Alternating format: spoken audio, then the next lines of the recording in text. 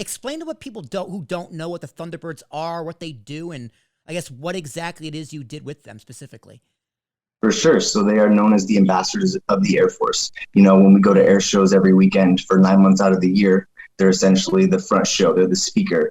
When people want to come up and have a conversation about essentially any part of the Air Force, we're supposed to be able to speak on it.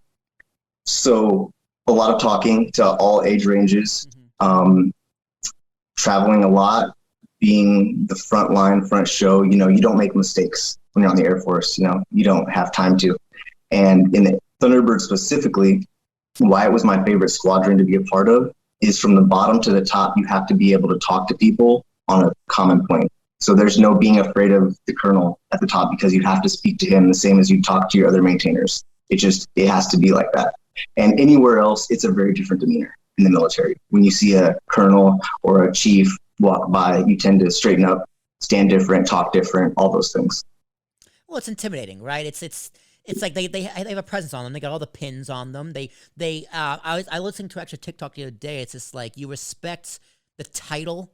You don't necessarily need to respect the man, but you have to respect the title. And if it's a colonel, general, whatever, their presence is just very intense just because of just the way they are and just their title they have. And going through your military training, that is really metaphorically and maybe even physically beaten into you, the idea of the respect. No, absolutely. And they have to somewhat build a persona. And I don't want to say that it's in there being fake, but it's just how they need to present themselves in every moment. And people take that differently. So let me ask you, like with the generals, I guess generals in general, say that 5 times fast. Like when you're on TV, right? You see like General Milley, I think is one of the highest generals in the U.S. Army or Navy or whatever military. When he's on TV talking to Congress, like, is that demeanor that he has on TV similar to what a regular general would have in person? Like, is what we see on TV, like when they're on congressional meetings, kind of like what they are in real life in terms of respectability and how they carry themselves? Absolutely. You have to be almost blank from emotion, Yeah. You have to go into a room and say the facts as they are, not up or down, just as they are. Whether the conversation is negative or positive, just say it flatline, how it is. And that's how they walk in out of a room. Now, you go behind the curtains and you have the aftermath conversation. Of course, he's very much more human, shows empathy, all those emotions. But on the screen, whenever you're at a PR event, you absolutely need to keep your bearing. And yeah, no, for sure. I hear you. Yeah, because my cousin is actually, he went through the military and I think he graduated officer school. He's trying to be an officer in the Marines. Okay. And every now and then he'll tell me, like, it's a story. It was like, I was with like my PO or whatever his official like ranking officer is above him. And he's just like, every now and then you get that human moment where you can just kind of joke and just kind of be like a person around him. I'm just like, man, that's fun. Cause I had that kind of relation with my own boss, right? Like for my regular 9-to-5 job, it's just like, that's why I love working for her and with her. Cause I still have that respect of, you are my superior. You are my boss. You write my checks. But, like, we're on the road, I can still talk to you like a person, have fun with you, joke around with you, and, like, talk about your cats. Bar jokes. Let's call it bar jokes. Yeah, yeah. It's like in the military, I think like, even more special in the military, you can have, like, man talk. Especially with, like, someone who's a ranking officer. That head open sometimes. Yeah. It is. It's tough to break through that. But once you do, it feels good to have that moment. Yeah. It's more the camaraderie. So what made you seek out the military? You went right out of high school? Correct. So I guess I was a very rebellious, free-spirited kid. I grew up in the country in Washington, kind of was able to run around the woods, do whatever I wanted. Didn't know what I wanted to do after high school. But I ended up my senior year getting my girlfriend, who eventually became my wife, pregnant. And that was definitely a push to do something bigger than myself. That was definitely the moment where I was like, all right, I want to do something. I'm going to do it right. Not just pick up a typical 9-to-5 like anyone out of high school would in my small town. So yeah, the military was kind of my thing, and I'm glad I did it. 6.5 years, I learned more than I could have ever expected. Experienced things most people don't get to, and yeah, I'm grateful for it.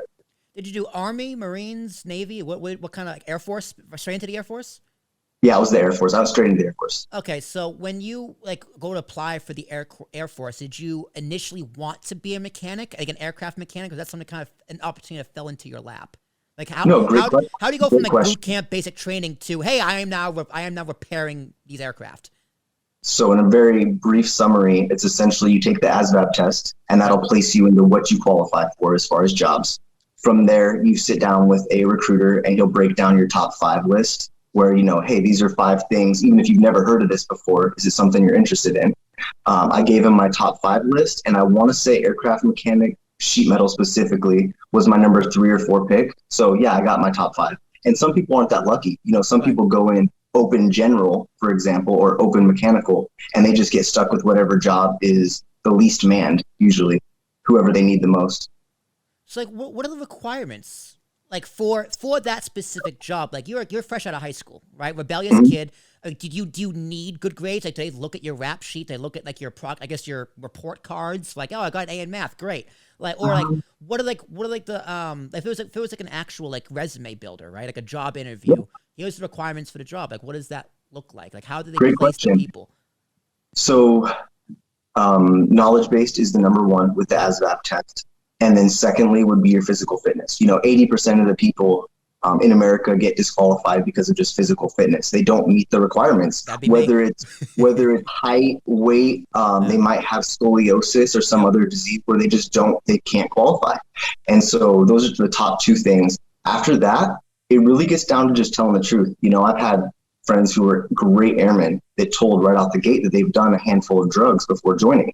And as long as they sign the waivers saying, yes, you told us that this was true heading in, you can still get in. There's people that, are in the Army and the Marines who have served time before in prison.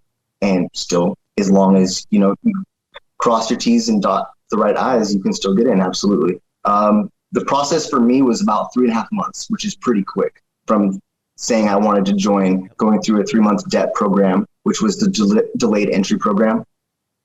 And yeah, then go into basic training. And once I was in basic training is actually when I found out the job that I got. Interesting. So you said former convicts, like actual prisoners who got out of prison, can join the military, no problem?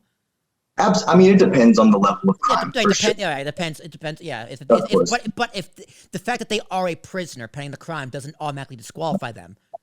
Correct. There's just more loopholes you got to jump through to join.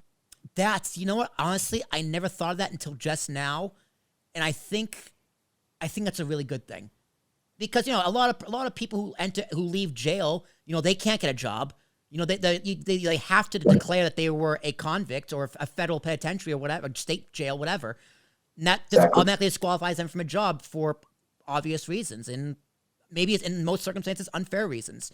So I am glad that an actual military is an option for them, and it probably really does straighten them out. Like, did the military really straighten you out?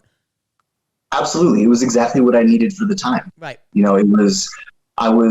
Had all the passion in the world, had all the drive, had all the hard work, but I had no direction and no sense of really a schedule or anything like that. So being forced to wake up at 4 a.m. and don't stop until 10 o'clock, 11 o'clock at night when you finally get to pass out, I needed that. I needed someone to pound into me, like, if you want to get stuff done, you do A, B, C, D, all the way through Z.